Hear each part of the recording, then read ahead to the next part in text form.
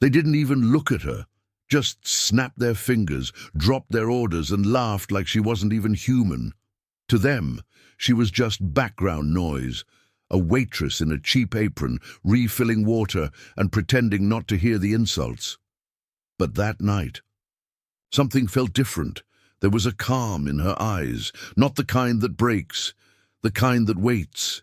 She heard every word, every joke, every dismissive tone, and still she moved like nothing touched her. But it had. It all had. And what happened? Just minutes later, it wasn't loud, it wasn't violent.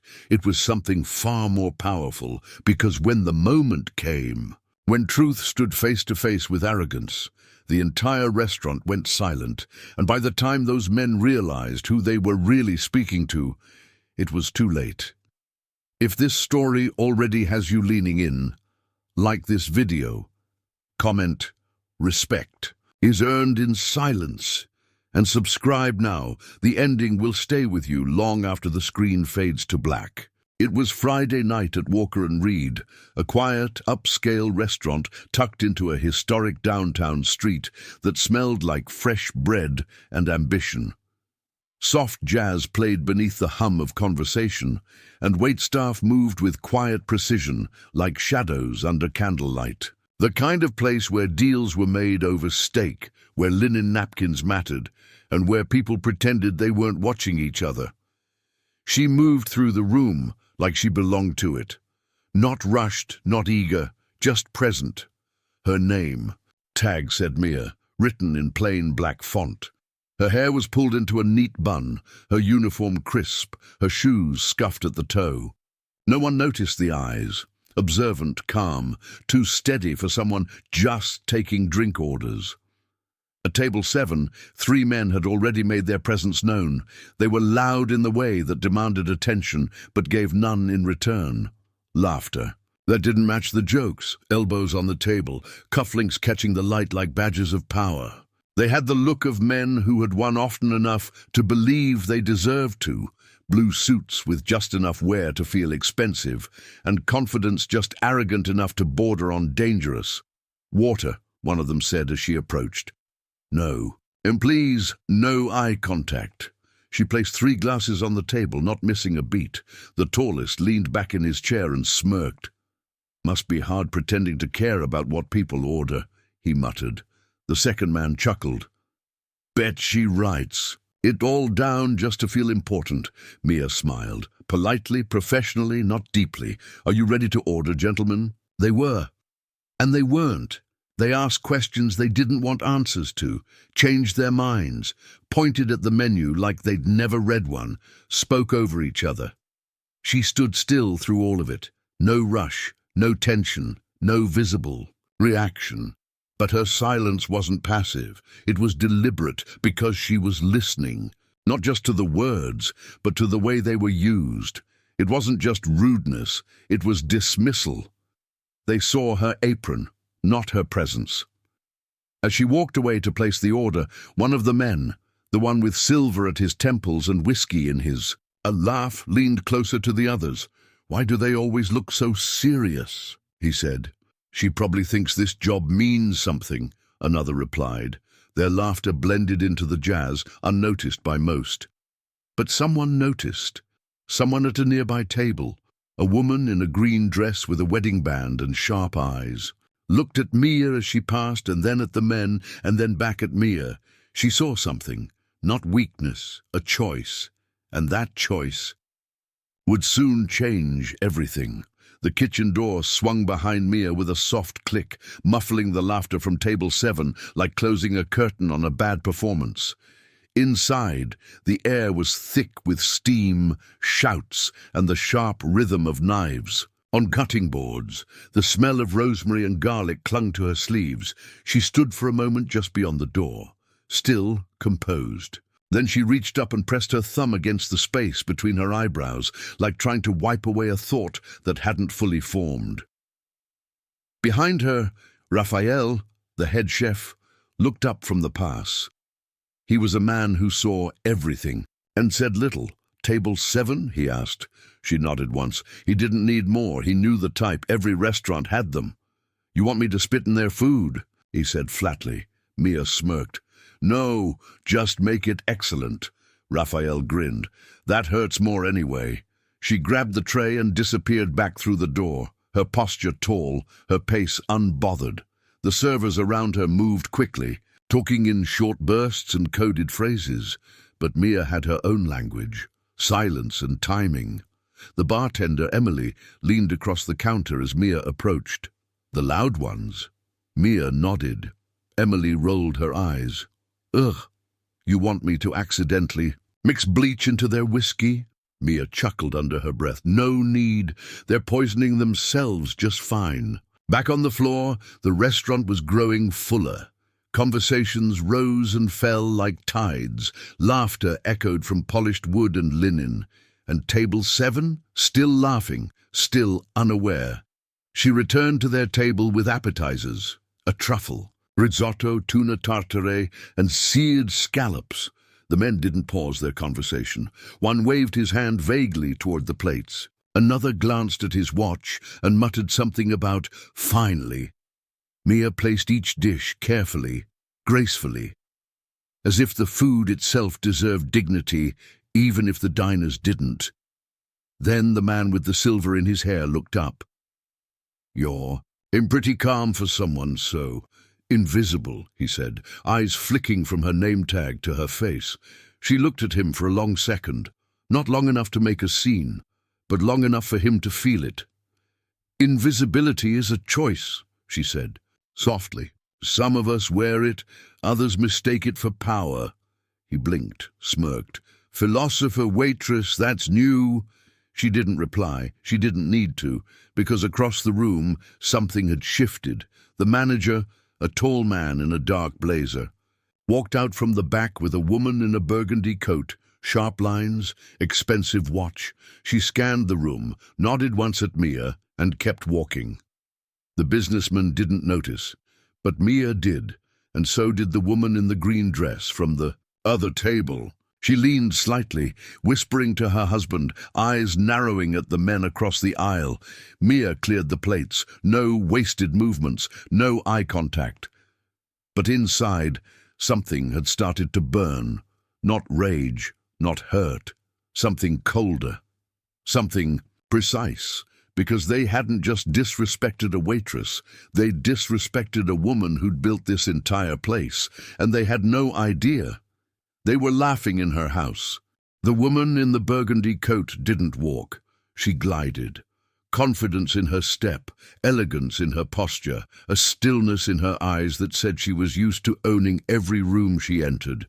She moved past table 5, barely nodding at the elderly couple celebrating their anniversary. She paused near the wine shelf, adjusted a small detail on the decor, a crooked vase, a folded napkin, as if the world itself needed straightening before she continued. But when she stopped at the end of the dining room and turned toward the bar, it was clear who she was looking at, Mia. The glance lasted less than a second, but it said more than words. It's time. Mia gave a subtle nod, not deferential, not apologetic, almost like an agreement between two generals about to move a piece on the board. The men at table 7 were now well into their main course, filet mignon, duck breast, and buttered asparagus. Their conversation had turned to numbers and names. Mergers, backdoor deals, who had leverage, who was expendable. They never even noticed the shift in the room. The music slowed. The lighting changed, subtly, but enough. A quiet tension floated in the air, like the moment before a thunderstorm. And then the woman in burgundy walked over to Mia. She didn't whisper. She didn't ask. She simply said, "Bring them the vintage." Mia didn't move. "The one from Bordeaux?" The woman raised an eyebrow. "Of course." "The vintage." The bottle wasn't listed on the menu. It wasn't stored with the other wines. It was reserved for only 2 occasions. 1, when a legacy client arrived. 2, when a message had to be sent, not with words, but with presence. Mia disappeared behind the bar and retrieved the key from the drawer. The bartender said nothing. She just stepped aside. Moments later, she returned to table 7, carrying the wine like it was a crown on a pillow. The label, aged and worn, bore the seal of the house. The men looked up, surprised. "We didn't order wine," one said. Mia didn't blink. "It's being offered, compliments of the owner." The three of them exchanged looks. Puzzled, then. Intrigued. A free $2,000 bottle. Must be their lucky night. The woman in burgundy was standing now just to the side, watching. Not them, but Mia. Mia opened the bottle with surgical precision. The cork made a soft pop, and she poured 3 glasses, each with a perfect swirl. "To power," one of the men said, lifting his glass. "To owning the room," another added. They clinked their glasses, smug, unknowing, and drank. Then, as if the universe had written the cue itself, the woman in burgundy stepped forward. She approached table 7 with grace and stood behind Mia, silent for a moment. When she finally spoke, her voice was velvet with a blade underneath.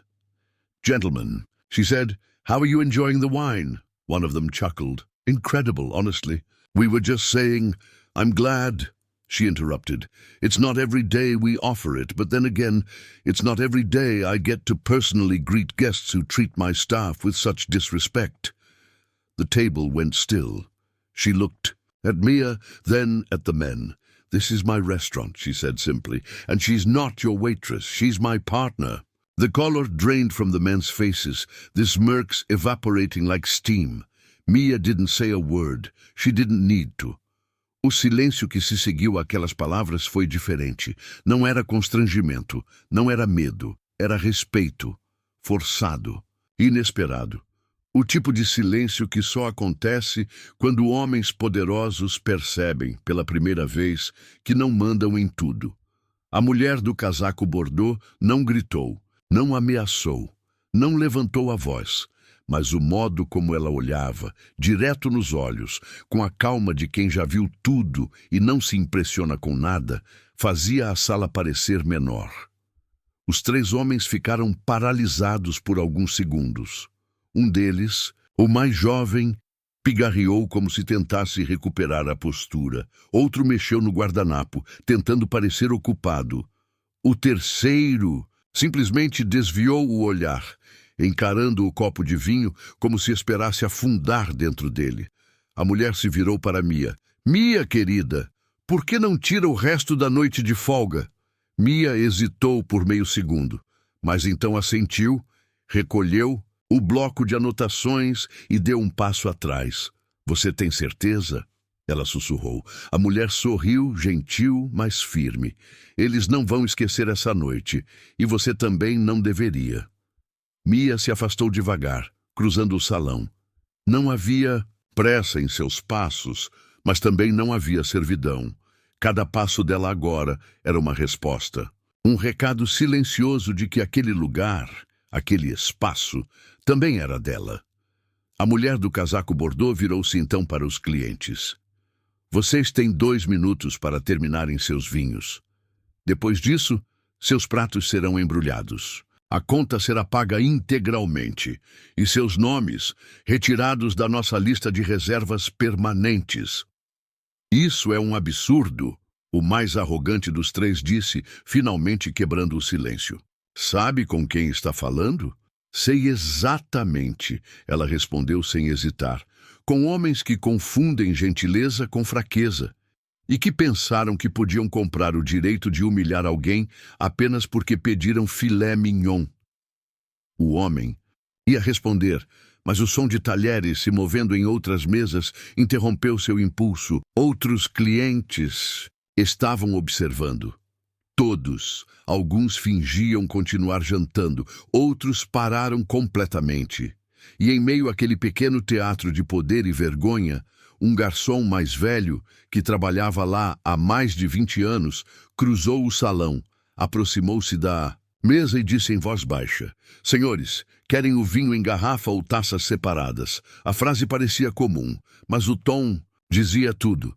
Eles não eram mais os donos da conversa, não ali, não naquela noite. A mulher do casaco bordô inclinou-se levemente para a frente, como quem oferece uma última chance de dignidade. Vocês podem terminar o jantar, mas não mais. Aqui, não mais do nosso jeito. Os homens se entreolharam e um a um foram se levantando. Nem protesto, nem desculpa. Só o som dos passos ecoando no chão de mármore. Eles saíram. E com eles, a antiga regra do silêncio. Mia assistiu da lateral, os olhos fixos, e sentiu algo que não conseguia nomear. Talvez fosse justiça, ou talvez apenas respeito. Na manhã seguinte, o restaurante parecia o mesmo. Guardanapos dobrados com precisão, xícaras alinhadas, a vitrine de doces impecável como sempre. Mas para Mia, nada mais era igual. Ela chegou cedo, como fazia todos os sábados. Ninguém tinha pedido que voltasse, mas ela sabia que seu lugar ainda estava ali, ou pelo menos era isso que esperava. Cumprimentou o porteiro com um sorriso contido. Ele respondeu com um aceno mais lento do que de costume, como se guardasse um segredo. Na cozinha, os cozinheiros continuavam em seu ritmo, panela batendo, cheiro de massa fresca, música ambiente. Mas algo estava diferente. Quando passou pela mesa de inox, onde sempre deixava sua bolsa, encontrou um bilhete dobrado. Papel grosso, caligrafia firme. Hoje você não serve. Hoje você senta. E Mia franziu a testa. E era tudo o que dizia. Ela dobrou o bilhete devagar, tentando entender. Caminhou até o salão principal e, ao entrar, percebeu que todas as mesas estavam vazias, exceto uma. No centro da sala, sob o grande lustre de cristal, uma mesa redonda, posta apenas para 2 pessoas. Sobre ela, flores frescas, guardanapos de linho azul escuro. E ao lado de um dos pratos, um envelope com seu nome. Ela se aproximou devagar. Olhou em volta. Ninguém parecia estar por perto. Abriu o envelope. Dentro, um convite manuscrito. Sente-se. Você já serviu o suficiente. Confusa, mas intrigada, Mia puxou a cadeira e sentou. Minutos depois, a mulher do casaco bordô apareceu pela porta, dos fundos. Mas agora ela não usava casaco. Estava de jeans, camisa branca e cabelos soltos. O rosto era o mesmo, firme, elegante, imperturbável. Mas o que mais chamava a atenção era o crachá em seu peito. Helena Walker, fundadora em proprietária Mia. Sentiu o mundo se reorganizando ao seu redor. A mulher que havia defendido sua dignidade na noite anterior. Não era apenas uma cliente frequente, ela era a dona A. Walker, do letreiro dourado na fachada. Helena se sentou à frente dela com naturalidade, como se estivessem apenas retomando uma conversa antiga. Você acha que eu não vejo? Helena, disse suavemente. A forma como você olha às mesas, como escuta o que não é dito, como segura o próprio orgulho para não perder o emprego. Mia tentou responder, mas as palavras não vinham. Ontem à noite, Helena continuou, você pensou que eu intervi por raiva.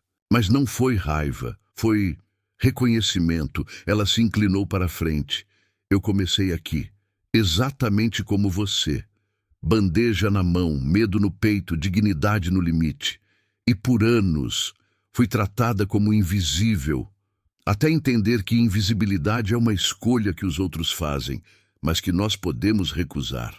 Mia sentia o peito apertado. E agora? Ela perguntou. Helena sorriu. Agora você escolhe. Ela empurrou um segundo envelope. Dentro havia um contrato. Cargo, gerente de operações. Você não vai apenas servir mesas, Mia. Vai começar a desenhar como elas são postas. Mia não respondeu de imediato. Apenas olhou para suas próprias mãos sobre a mesa. Pela primeira vez, elas não tremiam. Na segunda-feira, o restaurante reabriu como se nada tivesse acontecido. A fachada permanecia a mesma, com suas janelas imaculadas e letreiro dourado refletindo o sol da manhã. O cheiro de croissants recém-assados dominava o ar. Os clientes de sempre voltaram aos seus hábitos. Risos abafados, reuniões discretas, telefonemas apressados entre um expresso e outro. Mas havia algo sutilmente diferente. Algo que ninguém sabia nomear. Mia entrou pela porta da frente, não mais pela dos fundos. Vestia uma camisa escura de tecido leve, calça de alfaiataria e sapatos novos.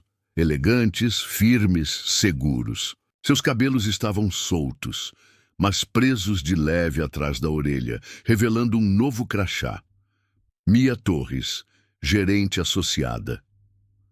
Ela não caminhava como uma funcionária. Caminhava como quem aprendeu a ocupar espaço. O maitre parou ao vê-la. Sua sobrancelha subiu meio centímetro, não de desdém, mas de surpresa. Ele abriu um leve sorriso, não o tipo automático, era respeitoso. Bom dia, Mia.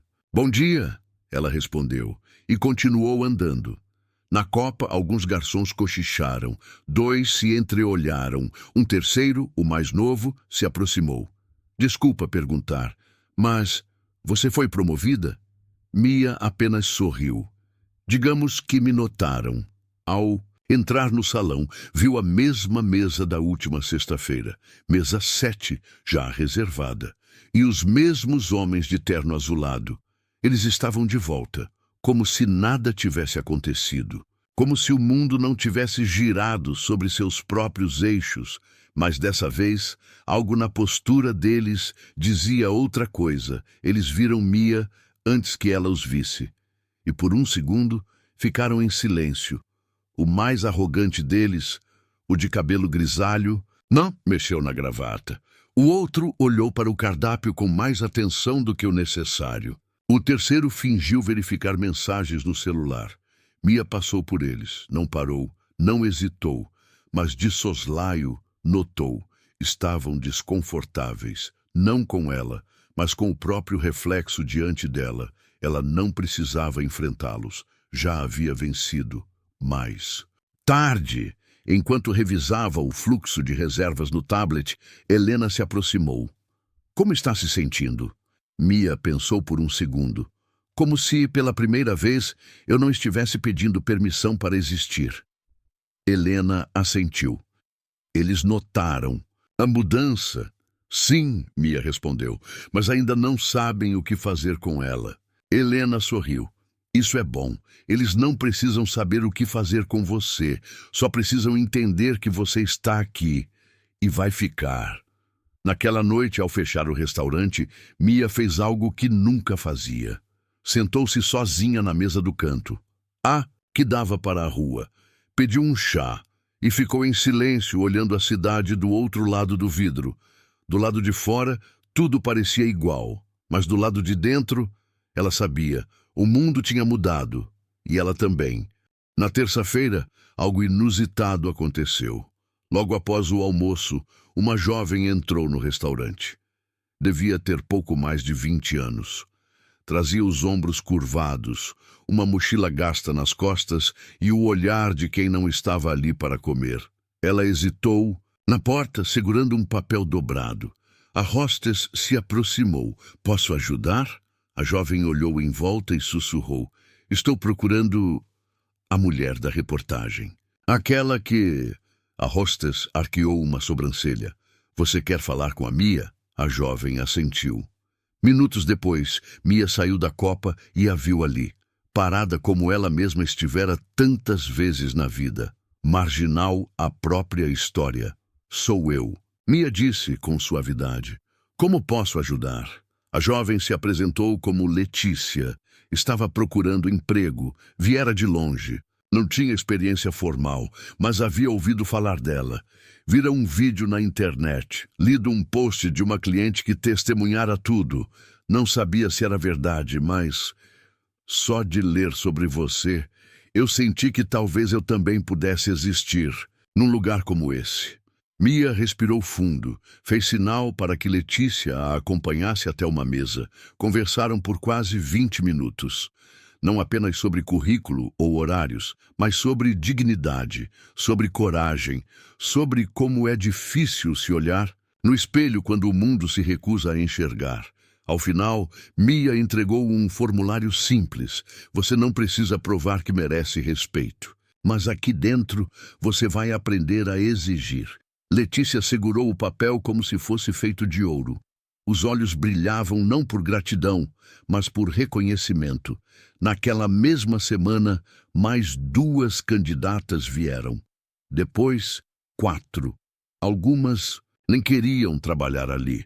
Só queriam ver se era verdade, se alguém como Mia realmente existia, se o mundo podia de fato virar do avesso sem gritar, e ela existia. Sentada, firme, entre reservas e talheres, o gerente regional da rede ligou. Comentou sobre o aumento de visibilidade. Um artigo de jornal mencionava o restaurante como um exemplo de liderança silenciosa. Ofereceu uma promoção. Mia recusou. Não preciso de outro cargo. Só de espaço para continuar.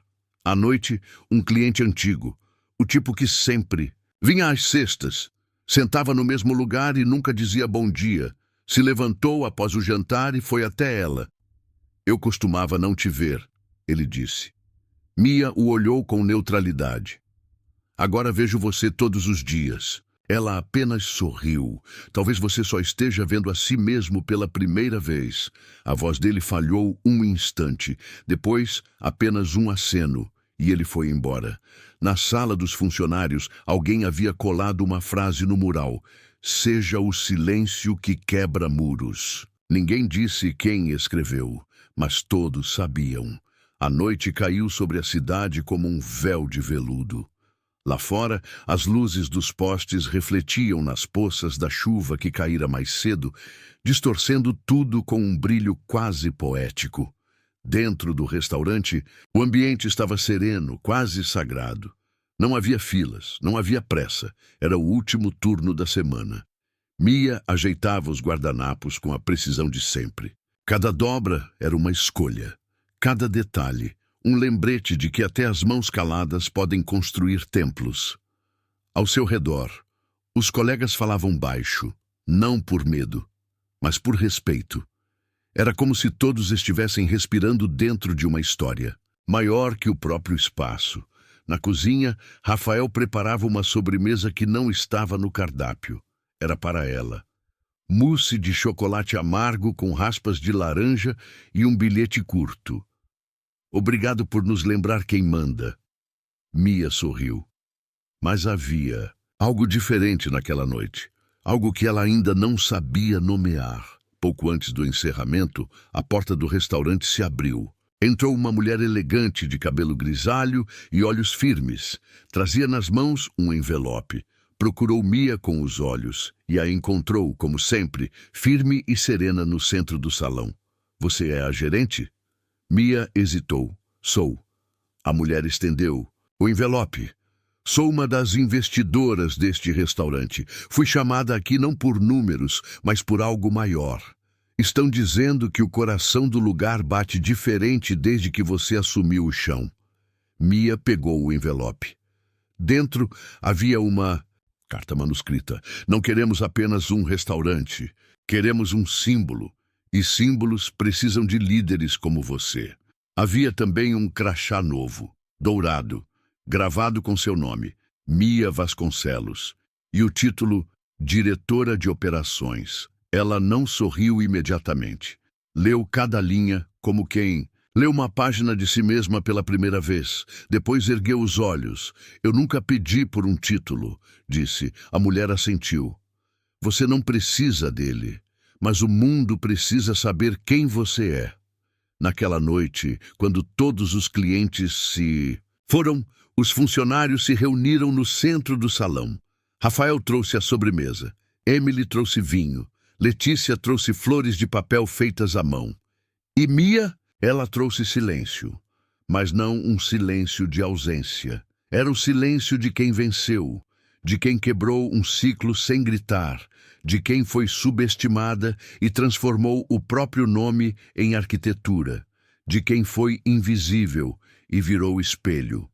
No final, Enquanto apagavam as luzes, ela ficou ali mais um pouco, o restaurante vazio, mas cheio de histórias que nunca seriam apagadas. Passou a mão pelo balcão.